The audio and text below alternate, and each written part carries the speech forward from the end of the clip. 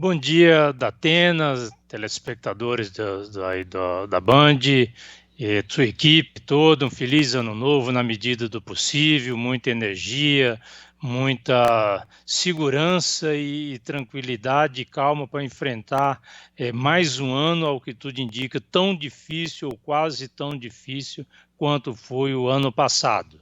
Precisamos ter tranquilidade, serenidade, no caso dos pesquisadores, os profissionais, muita humildade para entender as limitações que nós ainda temos em relação tanto à doença como às vacinas nesse momento. Em relação às vacinas, nós conseguimos uma fantástica conquista que foi ter disponibilizado já, eu diria, 4 vacinas para a humanidade e mais umas 15, pelo menos, a caminhos para em algumas semanas, talvez alguns meses, também estarem disponíveis. Surgiu essa variante que nós temos observado, que os meios de comunicação têm noticiado, que, claro, é preocupante, cuja dimensão nós ainda não temos. Sinaliza, Datena, para uma possibilidade, não temos certeza, mas sinaliza para uma possibilidade que venhamos a enfrentar nos próximos anos algo parecido com aquela realidade que enfrentamos com a vacina para a gripe causada pelo sorotipo H1N1.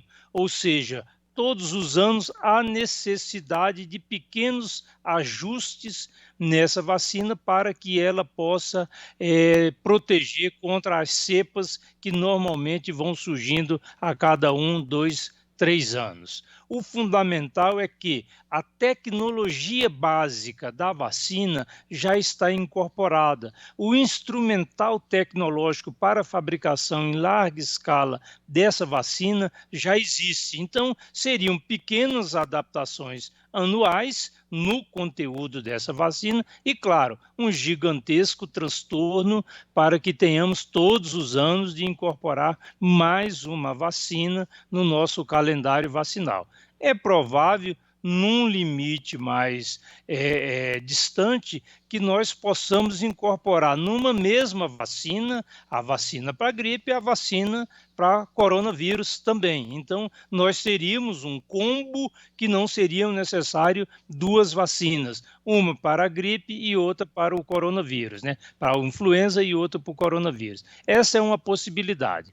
Também precisamos considerar, Datena, que o avanço tecnológico dos últimos anos tem permitido a detecção de minúsculas variações genéticas.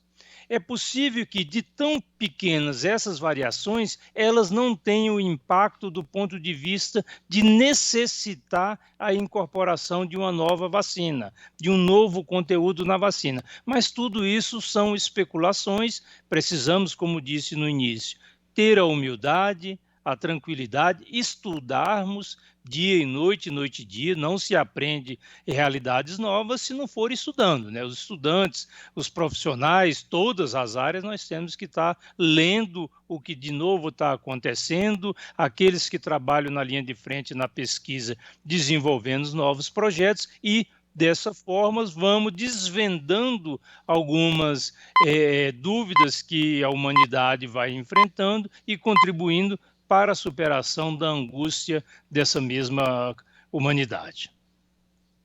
É por isso que os cientistas britânicos aconselharam medidas mais drásticas para o Boris Johnson e para o Reino Unido. Não foi de graça, porque eles não têm certeza ainda se as vacinas disponíveis seriam responsáveis por acabar com essa nova variante. De graça é que não foi. E quando a gente pensa aqui em retornar às aulas, por exemplo, em São Paulo, e lá o cara diz que vai fechar as escolas, o que é que a gente pode tirar de conclusão disso? O que é mais certo? Retornar às aulas ou fechar as escolas? Fechar as escolas, não tem a menor dúvida. Neste momento, nós não temos elementos para apontar, para sugerir a reabertura da rede escolar. Por maior que sejam os transtornos que têm sido causados, tanto do ponto de vista emocional, psicológico dessas crianças, como do ponto de vista social, dos contatos necessários para as crianças nessa fase da vida. No entanto, do ponto de vista de cautela, de precaução, precisamos ter maturidade e serenidade nesse momento. Veja bem, as crianças não serão vacinadas. Nenhuma dessas vacinas que estão sendo utilizadas foram testadas em crianças. Então, é provável que nesse primeiro momento, até julho, agosto, por aí, essas crianças não venham a ser vacinadas. Segundo, os professores, me parece que deveríamos reavaliar essa medida, foram colocados quase que os professores e todos os trabalhadores da educação, a não ser aqueles que tenham uma determinada idade e que possam ter alguma comorbidade, foram para o final da lista de prioridades para serem vacinados. Isso sinaliza o quê? Que esse conjunto de trabalhadores estaria sendo imunizado a partir de maio, junho. Como reiniciar as aulas em março, por exemplo? Me parece um contrassenso. Nesse momento, cautela, serenidade, até porque temos observado casos graves em crianças na faixa de 8, 10, 12, 14 anos de idade. Espero que o secretário de Educação de São Paulo esteja ouvindo essa entrevista. Com sinceridade, espero mesmo. Agora, o senhor disse casos graves em crianças aí, jovens, não é? Bem crianças mesmo, não é? Há notícia de jovens mortos sem comorbidade alguma. Isso se deve, talvez, pela variação do vírus ou mais pela exposição maior dos jovens à virulência. Quer dizer, mais jovem está se contaminando porque eles se acham super-homens e mais jovem está se expondo, independente de comorbidade ou não, à doença. Então, natural que com uma quantidade maior de jovens contaminados, comecem a morrer os jovens também. E se há possibilidade desse vírus se adaptar para matar organismos sadios e mais jovens. Claro, sempre. Ou a conjunção desses fatores que você citou. A maior exposição, portanto, carga viral, pode até ser uma outra variação, e também a resposta imunológica do jovem é mais intensa.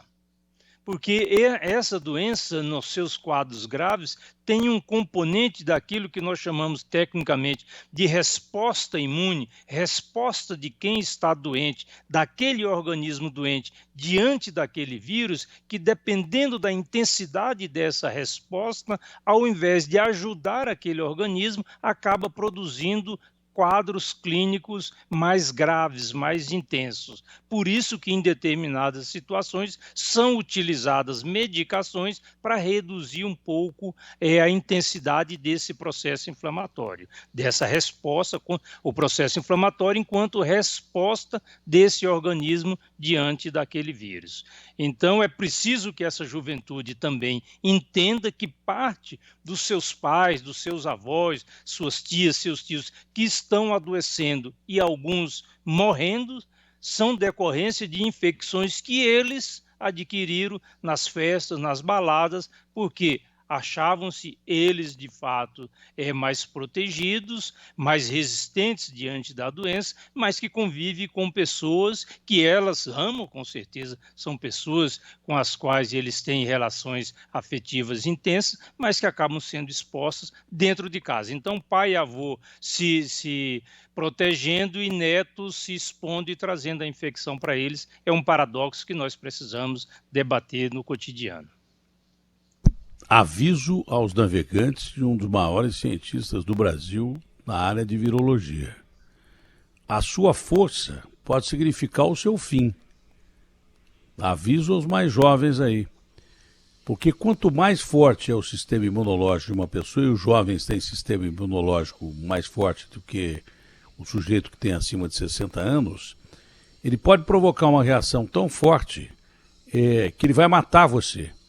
A reação à doença pode matar você.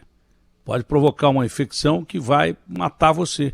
Porque o organismo se defende de uma maneira tal que a doença se produz no seu corpo de uma maneira muito mais letal, às vezes, do que num organismo debilitado. Você vê uma pessoa que tem câncer, por exemplo, essa pessoa nem febre tem. Você não pode tomar base para um sistema imunológico debilitado, porque ele é atacado e o corpo, às vezes, não tem como resistir. Então, nem febre tem. São os sinais característicos, né, que te levam ao hospital, dor de cabeça, febre, que as pessoas com sistema imunológico muito debilitado não têm esses sinais. E você, como é muito forte, pode ter a própria força do seu organismo, a reação pode ser tão grande contra a doença que você pode morrer. A sua força pode significar a sua fragilidade. Já que você não tem preocupação com os outros, preocupe-se com você, porque a doença está matando mais jovens do que a gente imaginava, está matando até crianças ou provocando a tal síndrome de Kawasaki ou coisa parecida em crianças, coisa que a gente notou desde o começo, mas que agora o vírus está entre nós e está se adaptando. Ele, para sobreviver, ele vai se adaptando ao tipo de organismo que ele está, pelo que eu estou entendendo da conversa com o professor Rivaldo. Ele se adaptando para sobreviver, ele mata mais gente, e aí do mesmo jeito que ele não escolhe classe social, ele não vai escolher se o cara é jovem, se o cara tem um sistema imunológico forte ou não, ou se o cara é de idade. Quanto mais tempo esse vírus permanecer entre a gente, ele vai aprender a sobreviver muito mais. Eu repito, ele não quer matar a gente, ele quer sobreviver. Se a gente não vacinar e não der tempo para o organismo ter as suas defesas, quem vai ficar mais forte é o vírus, que vai variar mais, vai atacar mais, vai se espalhar mais, vai ser mais virulento. Essa corrida contra o tempo ela é fundamental, porque a cada dia que passa, pelo que eu entendo, o vírus fica mais forte, muda mais e a gente morre mais. É simples assim. Para a gente atingir a tal imunidade de rebanho, a gente precisa vacinar o mais rapidamente possível, com 50% de vacina, 60%, 95%, 80%, sei lá, com alguma defesa. Mais ou menos isso, o senhor pode explicar isso de uma forma curta e grossa, professor? É exatamente, Datena, é isso, e do ponto de vista da vacina, nós esperamos o quê? A vacina ideal, ela não existe nesse momento. Qual seria a vacina ideal? Seria aquela em que 100% das pessoas que a receberam não fossem mais infectados. Ela não existe, essa vacina. Algumas protegem 90%, 70%, 80%.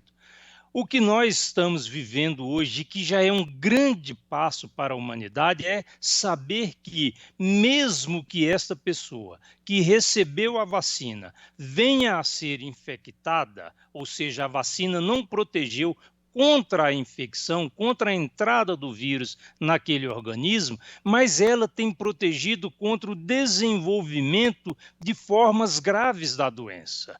Isso trará impacto imediato na redução do número de internações de casos graves e, consequentemente, de mortes. Já é uma grande conquista, certamente. Bom, a gente está utilizando um coquetel de remédios semelhante ao que se usa contra a AIDS para combater. Não estou dizendo que são os mesmos remédios. O coquetel seria semelhante, o papel seria semelhante ao que teria o coquetel que se usa contra a AIDS, que deu super certo.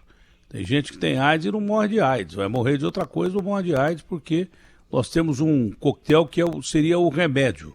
Mas já há remédio sendo desenvolvido de forma científica, inclusive por Oxford, né, um deles, né, que tem apresentado resultados positivos. A gente só fala em vacina. Mas os remédios, para quem já está infectado, os remédios são fundamentais, que ele vai te livrar ou de sequelas muito ruins, ou vai te livrar da morte. E nesse aspecto de remédios a gente está avançando também, não, doutor? Estamos. Tem novidades assim importantíssimas, embora não esteja não estará disponível nas próximas semanas. Por exemplo, a mais apaixonante de todas, Datena, é a utilização daquilo que nós chamamos de anticorpos monoclonais. Ao invés da pessoa receber a vacina, ou seja, um estimulante para que aquele organismo fabrique anticorpos, ele receberá anticorpos fabricados fora, são os anticorpos monoclonais. É uma técnica fantástica, apaixonante, que está em desenvolvimento. Já existem para essas técnicas para outras enfermidades, por exemplo, para determinados tipos de câncer, essa terapia dirigida, né? E agora nós estamos com essa possibilidade para detecção, para proteção contra o desenvolvimento da Covid. Mas, infelizmente, a notícia assim não tão alentadora é que não será algo que esteja disponível nas próximas semanas. Provavelmente levaremos ainda alguns meses para que todos esses testes e as demais fases dos estudos sejam concluídas e os resultados avaliados, mas muito provavelmente eles se repetirão nas próximas fases dos estudos que estão em andamento. Então, é a utilização de anticorpo monoclonal para enfrentar a Covid. Deve ser uma terapia genética com marcadores em que os anticorpos já procuram diretamente a doença, ao invés de assim, atingir célula que não foi infectada ainda, ele atinge exatamente o bicho e a célula que está sendo infectada. Ele vai diretamente no X da questão, vai atacar diretamente o bicho e acho que a célula. Com marcador genético, é uma terapia ultra avançada, misturada, acredito que com aquela tese do soro do cavalo, né? O sujeito é infectado. Lembra muito, a pessoa quando tem suspeita, por exemplo, de um acidente, lá no interiorzão, antigamente, a gente cortava o pé, o moleque tropicava, esfolava o dedo numa coisa que pudesse estar enferrujado, o que tinha que fazer? Tomava o soro antitetânico e a vacina para o tétano, não é isso? O soro, ele já contém a proteção, ele já contém os anticorpos para proteger naqueles dias iniciais até que a vacina pudesse estar produzindo anticorpos. Essa terapia do anticorpo monoclonal lembra muito o soro, aquele que a gente tomava quando criança. Você deve provavelmente ter esfolado o dedão do pé quando era adolescente. Várias vezes. E tomei antitetânica imediatamente, que minha mãe levou a tomar na hora, quando várias vezes eu furei o dedo com prego enferrujado ou coisa parecida. Coisa de menino, exatamente. E hoje não tem mais, né? Agora, doutor, o senhor diz 4 vacinas. Quais são as vacinas que nós temos aí, segundo o ponto de vista científico, seguras? Seguramente as 2 americanas e quem mais? A de Oxford, qual a Coronavac? Quais são as 4 vacinas? O que nós temos hoje, assim, na utilização já estudos avançadíssimos, fase 3 concluída, né? No caso da Coronavac, salvo engano, amanhã, depois de amanhã, estarão sendo divulgados os resultados da fase 3 aqui no Brasil, mas do ponto de vista de segurança, certamente é uma vacina muito segura. Nós acompanhamos aqui no Mato Grosso do Sul os testes, vamos esperar a eficácia dela, que certamente também deve ser alentadora.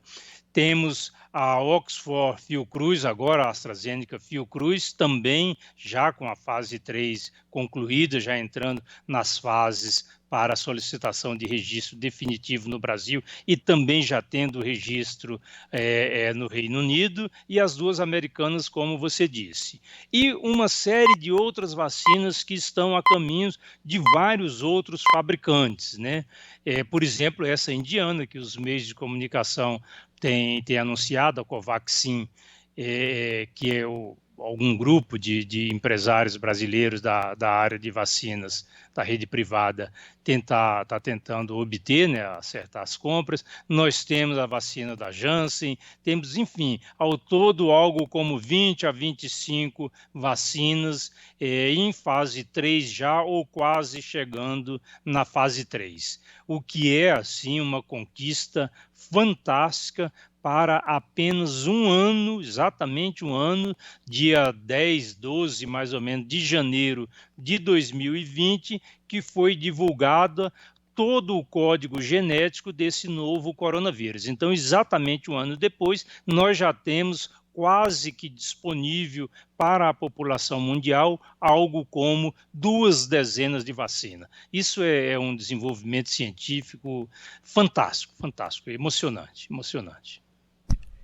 O que despertou mais a comunidade científica internacional e, por consequência, as autoridades políticas que estão ouvindo mais os cientistas, não é?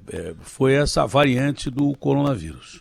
Quando foi sequenciada a variante do coronavírus, o alerta vermelho acendeu e ficou claro que se a gente não tomar providência logo, a coisa sai de controle mesmo. Aí vamos perder o controle. Temos uma variante. Se ele variou uma vez, desde o começo a gente está falando assim: a vacina que você toma da gripe hoje não é a vacina que você vai tomar o ano que vem. Desde o começo a gente está falando isso. A gente já falava aqui sobre a variação. De repente ela apareceu. Se ela apareceu, ela pode replicar.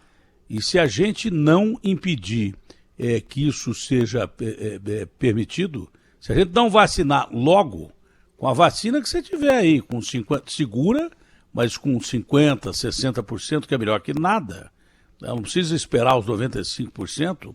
Se você não aplicar logo a vacina, você vai ter mais um vírus replicado e aí pode fugir do controle. É por isso que os governos entenderam que existe a possibilidade e a necessidade de vacinar o mais rápido possível. Ninguém vai pular a etapa da segurança, que é fundamental. A eficácia pode ser até discutível, de 50, 60, 90, 95, mas a segurança ela é fundamental.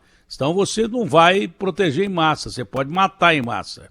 Então a segurança é mais importante nesse caso que a eficácia. As duas são importantes, mas você não pode aplicar um troço que vai matar o cara, então tem que ser seguro.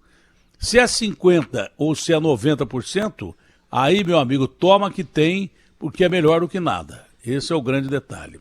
Que diferença Exatamente. Tem, que a gente não sabe até agora, da vacina de Oxford e da vacina de Oxford fabricada na Índia, que acho que foi o senhor que me falou que 90% dos remédios que a gente toma vem da Índia ou da China.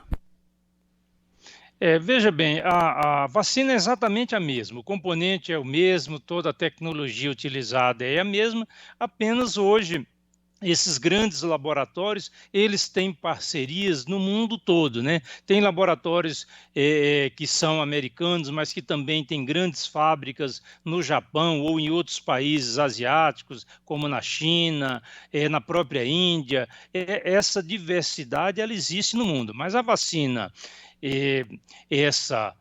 cuja matriz é Oxford, depois incorporar a produção em larga escala AstraZeneca, que está sendo fabricada pelo Instituto Serum lá da Índia, é exatamente a mesma que a Fiocruz vai receber agora o insumo farmacológico ativo e vai fabricar aqui. Exatamente a mesma. É importante que nós alertemos, você chamou muito bem a atenção, Datena, muito bem, que não importa se a eficácia é 70, 80, 90, 60%, toma a que tem disponível no momento. Porque quando nós falamos, divulgamos, a eficácia é, por exemplo, 70%, nós estamos dizendo o seguinte: 70% das pessoas que receberem a vacina não desenvolverão a doença. Daqueles que, mesmo os outros 30% que a vacina não protege, vai ter a doença, mas em tese essa doença também será uma doença branda. E isso é fundamental, uma doença leve, ou seja, não protege totalmente contra a doença, mas protege contra a forma grave, evita a morte. o que é fundamental. Evita a morte e evita colapsar o sistema, que é o que provoca mais mortes ainda. Tá? Se você tem a doença branda, você não vai para o hospital, não colapsa o sistema e permite que mais pessoas que precisam ser internadas, essas sim vão ser internadas. É importante vacinar. Sobre isso, há informação de que, primeiro, a Índia não ia facilitar a exportação dessa vacina, mas, dada a situação do momento, parece que já há um acordo da Índia começar a exportar essa vacina. A Fiocruz tem que informação? Porque eu sempre tenho contato com o Barra Torres aqui, presidente da Anvisa, por WhatsApp. Tá? E sempre que posso e que ele me pede, eu transmito algumas notícias em off, nem preciso entrevistá-lo, porque o cara está com a cabeça cheia, ele está com uma série de medidas a precisar serem tomadas, eu não vou ficar torrando a paciência dele, então talvez num simples WhatsApp eu tenha informação. Como eu perguntei agora, curto e simples, comandante, em off, nós vamos ter a vacina, e ele não me respondeu, eu tenho quase que certeza que nós vamos ter a vacina rápida aprovada pela Anvisa, não sei que vacina, talvez essa de Oxford, talvez a Coronavac também. Alguma vacina a gente vai ter talvez ainda essa semana ou na semana que vem. Por que você está dizendo isso se o cara nem te respondeu? Aí eu precisei viver 63 anos para aprender que quando a pessoa não responde, é porque a resposta é que nem político que fala assim, eu não vou ser candidato. Você fala, esse cara é candidato.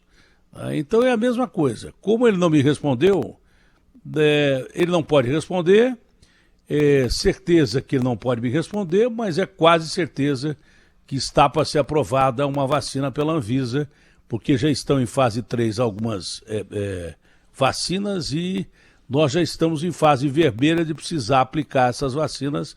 E a Anvisa é um órgão tão importante, com reconhecimento internacional há pouco, não iria arriscar a sua história, só vai aprovar coisa que é segura e eficaz ao mesmo tempo. Mas acho que estamos perto da Anvisa aprovar alguma vacina. Essa da Fiocruz, o senhor tem alguma informação da AstraZeneca Oxford, doutor Rivaldo? Veja bem, a Fiocruz fez esse movimento para adquirir esses 2 milhões de vacinas diante da gravidade do quadro clínico, de muitos profissionais de saúde adoecendo e, inclusive, lamentavelmente, morrendo, você sabe disso, Datena, comprometendo, nós estamos muito preocupados porque quem vai vacinar a população tem que estar bem de saúde. E nós estamos tendo muitas baixas nesse contingente de trabalhadores que irá vacinar o restante da população. Então, foi com essa preocupação, com esse gesto, diante de uma situação extremamente grave, que a Fiocruz tomou essa posição. Nós temos, dos grandes sustentáculos do Sistema Único de Saúde, da saúde pública, no Brasil como um todo, seguramente a Anvisa é um desses sustentáculos, Datena. Da mesma forma como o Programa Nacional de Imunização. Pode estar tendo algumas dificuldades momentâneas, mas é um programa que tem 40 e tantos anos de história, de experiência, é o maior programa público de imunização que tem no mundo. Então, o PNI, como nós chamamos, é um orgulho de todo cidadão e de toda cidadã brasileira, como a Anvisa. Nós temos absolutamente certeza, e os meios de comunicação têm divulgado isso, os técnicos, os profissionais, os dirigentes da Anvisa se reunindo com representantes de laboratórios, de instituições que irão fabricar vacina, sábado, domingo, feriado, à noite, enfim. É uma dedicação total que esses órgãos, essas agências reguladoras estão tendo para aprovar com todas as medidas, com toda a cautela, com toda a segurança que a questão exige, mas para aprovar essas vacinas no mais curto espaço de tempo. Eu não tenho a menor dúvida que nós teremos em coisa de dias ou semanas a vacina Coronavac, Butantan, Sinovac aprovada, Oxford, Fiocruz aprovada também, enfim, todas aquelas vacinas cujos fabricantes e cujas instituições apresentarem absolutamente todos os documentos que a Anvisa, por determinação legal, venha a exigir. Mas é importante que não se pule etapas.